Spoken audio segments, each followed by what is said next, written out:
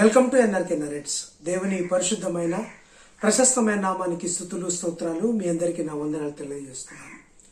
ఆంధ్రప్రదేశ్లో YSRCP party, YS Jaganmohan Reddy గారి party సిద్ధం అనే సభలు నిర్వహిస్తూ అనేక లక్షల మందిని ఒక చోట కూడగట్టుకొని వాళ్ళ పార్టీ ప్రచారానికి సిద్ధపడుతున్నాయి. సిద్ధం అనే దాన్ని దేనికి సిద్ధం అని చెప్తున్నారంటే, జగన్మోహన్ రెడ్డి గారు కానీ వారి పార్టీ ప్రతినిధులు కార్యకర్తలు కానీ ఎన్నికలకు సిద్ధం, మరొకసారి జగన్మోహన్ రెడ్డి గారిని గెలిపించడానికి సిద్ధం, పేదవారికి కానీ లేకపోతే అర్హులైన వారికి పథకాలు ఆగకుండా రావాలి అంటే వైఎస్ జగన్మోహన్ రెడ్డి గారిని మరొకసారి గెలిపించడానికి ప్రజలందరూ సిద్ధంగా ఉండాలి, కార్యకర్తలు సిద్ధంగా ఉండాలి అని చెప్పి వాళ్ళు సిద్ధం అనే పేరుతోటి సభలు నిర్వహిస్తున్నారు. అవి ఇప్పుడు గ్రాండ్ సక్సెస్ అయ్యాయి. 4 సభలు నిర్వహించినట్టున్నారు. ఆ తర్వాత కూడా నిర్వహిస్తారో లేదో చూడాలి. ఎందుకంటే ఎలక్షన్ దగ్గర పడుతుంది. ఇప్పుడు ఎలక్షన్ సీజన్ కాబట్టి, ఎలక్షన్ మూమెంట్ కాబట్టి అన్ని పార్టీలు మరి రాబోయే ఎలక్షన్స్లో ఆంధ్రప్రదేశ్లో అధికారాన్ని చేపట్టడానికి అటు టీడీపీ, జనసేన, బీజేపీ ఒకవైపు ఉంటే మరోవైపు వైఎస్ఆర్సీపీ ఇలా 2 జట్లుగా విడిపోయి తలపడుతున్నారు. సో దేనికి తలపడుతున్నారంటే అధికార పీఠాన్ని చేజిక్కించుకోవడానికి సిద్ధం అనేటట్టుగా ఉంటున్నారు. అయితే బైబిల్ గ్రంథంలో కూడా సిద్ధం అనే మాట ఒకటి ఉంటుంది. యేసుప్రభువు వారు స్వయంగా ఒక ఉపమానం చెప్తారు. బుద్ధి లేని కన్యకలు, బుద్ధిగల కన్యకల ఉపమానం చెప్పి, రాజుగారు పెళ్లి విందుకు వస్తుంటారు.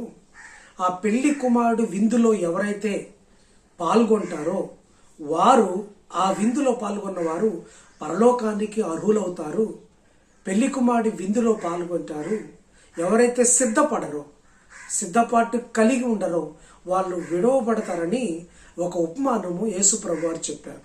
యేసుప్రభు వారు అనేక ఉపమానాలు చెప్పారు, కానీ పరలోక సంబంధమైన ఉపమానం ఇది. 5 బుద్ధిగల కన్యకలు ఉంటారు, 5 బుద్ధి లేని కన్యకలు ఉంటారు. పెళ్లి కుమారుడు ఎదుర్కోవడానికి వాళ్ళు వాళ్ళ సిద్ధలలో నూనె నింపుకొని రెడీగా ఉండి పెళ్లి కుమారుడిని ఎదుర్కోవాలి. పెళ్లి కుమారుడు రాత్రికాలం అయిపోయింది, ఆలస్యం అవుతుండటంతో 5 కన్యకలు నిద్రపోయారు. వీళ్ళు కూడా నిద్రపోయారు. ఎవరో వచ్చి కేక వేశారు, పెళ్లి కుమారుడు వస్తున్నారని. సో అప్పుడు వాళ్ళు అడావుడిగా వారి యొక్క దీపాలను, వారి సిద్ధలను వెలిగించడానికి ప్రయత్నం చేసినప్పుడు 5 కన్యకల దగ్గర ఉన్న దీపాలు వెలగలేదు. ఎందుకంటే వాళ్ళ దగ్గర నూనె అయిపోయింది, చమురు అయిపోయింది. సో మిగతా 5 దగ్గర నూనె ఉంది, చమురు ఉంది. వాళ్ళు ఆ నూనె అందులో పోసుకొని దీపం వెలిగించుకొని పెళ్లి కుమారుని ఎదుర్కోవడానికి వెళ్ళారు. వీళ్ళన్నారు 5 మీ నూనె మాకు కూడా కొంచెం ఇవ్వండి అంటే, వాళ్ళు మరి మీకు ఇస్తే మీకు సరిపోదు, ఇద్దరం ఇబ్బంది పడతామని చెప్పి మీరు వెళ్ళి కొనుక్కోండి అని చెప్పినప్పుడు ఆ రాత్రికాల సమయంలో 5 బుద్ధి లేని కన్యకలు వెళ్తారు, కానీ ఎక్కడ వారికి నూనె లభ్యం కాదు. ఎందుకంటే రాత్రికాల సమయం, అందరూ షాప్స్ మూసుకునే సమయం. ఈ లోపుగానే వీళ్ళు పెళ్లి కుమారుడు వస్తాడు. ఈ 5 బుద్ధిగల కన్యకలు నూనెలతో సిద్ధంగా ఉండి ఆ పెళ్లి కుమారుడిని ఎదుర్కొంటారు వీళ్ళు. సో అప్పుడు వాళ్ళు అందులోకి వెళ్ళిపోయినప్పుడు ఆ విందుశాల గేటు ముయ్యబడుతుంది. ఆ తర్వాత ఈ 5 కన్యకలు కూడా వస్తారు, బుద్ధి లేని కన్యకలు. అయ్యా మేము ఉన్నాం మీతో పాటే, మీ డోర్ కొడుతున్నప్పుడు మీరెవరో నాకు తెలియదు అని చెప్పి వారిని వెళ్ళగొడతారు. ఇక్కడ అర్థం ఏంటంటే, యేసుప్రభు వారు చెప్పిన తాత్పర్యం ఏంటంటే, పెళ్లి కుమారుడు ఎప్పుడు వస్తాడో తెలియదు, రాత్రి జామున. అంటే దేవుడి యొక్క 2వ రాకడ, యేసుప్రభు వారి యొక్క 2వ రాకడ ఎప్పుడు వస్తుందో తెలియదు. దొంగ వలే వస్తారని చెప్పారు. అంటే దొంగ అంటే ఆయన దొంగ కాదు. దొంగ ఎప్పుడు మన ఇంట్లో పడతాడో మనకు తెలియదు. ఏ జామున పడతాడో, ఏ రాత్రి పడతాడో, ఏ టైంకి వస్తాడో తెలియదు. మనకేమి ఇన్విటేషన్ ఇచ్చి రాడు కదా. దొంగలు రాత్రి కాలంలో పడతారని తెలుసు, కానీ ఆ రాత్రి కాలంలో 12, 1, 2, 3 తెల్లవారుజామున అనేది తెలియదు. కానీ దొంగలు ఎక్కువ శాతం రాత్రి కాలంలో పడతారనేది ఇళ్లలో తెలుసు. కానీ పెళ్లి కుమారుడు ఆసనం అయ్యే సమయం వచ్చింది. అది ఇప్పుడా, ఇంకో గంటకా, ఇంకో 10 రోజులకా, ఇంకో సంవత్సరానికా అని తెలియదు. సో అప్పుడు ఏం చేయాలి? పెళ్లి కుమార్తెలు అంటే మనం, సంఘం మనము మన సిద్ధలలో నూనె నింపుకొని సిద్ధంగా ఉండాలి.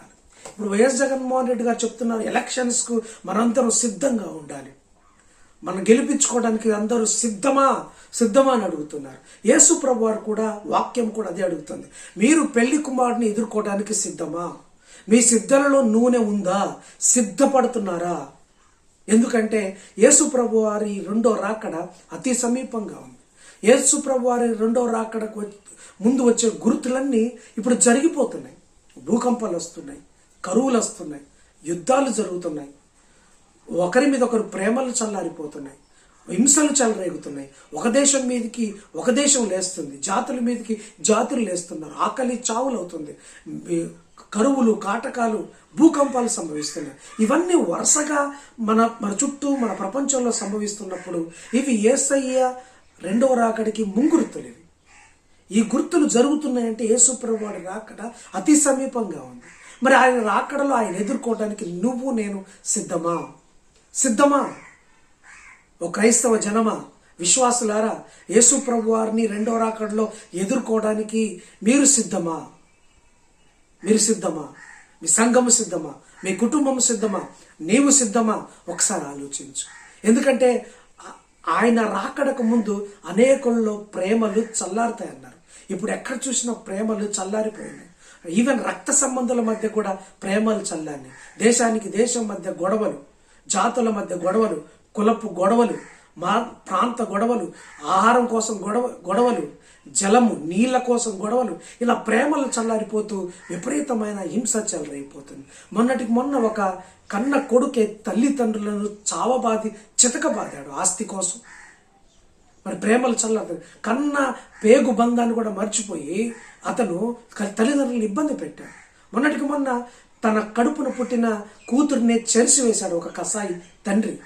ప్రేమలు చల్లారిపోతున్నాయి. అంత ప్రేమలు విచ్ఛిన్నమైపోతున్నాయి. వ్యామోహంతో, కామంతో కూడుకొనిపోయి ఉన్నాయి. ప్రేమలు చల్లారిపోతున్నాయి.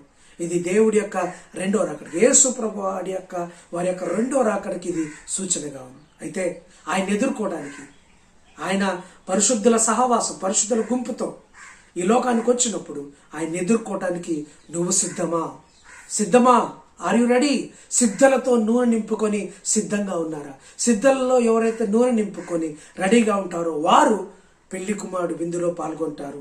వారు యేసయ్య రెండో రాకల్లో ఉంటారు. సిద్ధల్లో నూనె నింపుకొని సిద్ధంగా లేకుండా వేమరపాటుతో, అలక్ష్యంతో, నిర్లక్ష్యంతో, నెగ్లిజెన్స్తో ఉంటే వాళ్ళు విడువబడతారు. వారిని యేసు ప్రభువారు మీరెవరో నేను ఎరుగనని చెప్తారు. అటువంటి గుంపులో మనం ఉండకుండా సిద్ధలతో నూనె నింపుకొని సిద్ధంగా ఉందాం ఆయన రాకడకి. దేవుడు అటువంటి జ్ఞానం, అటువంటి సిద్ధపాటు మనందరికీ దయచేయనుగాక. God bless you. మీ అందరికీ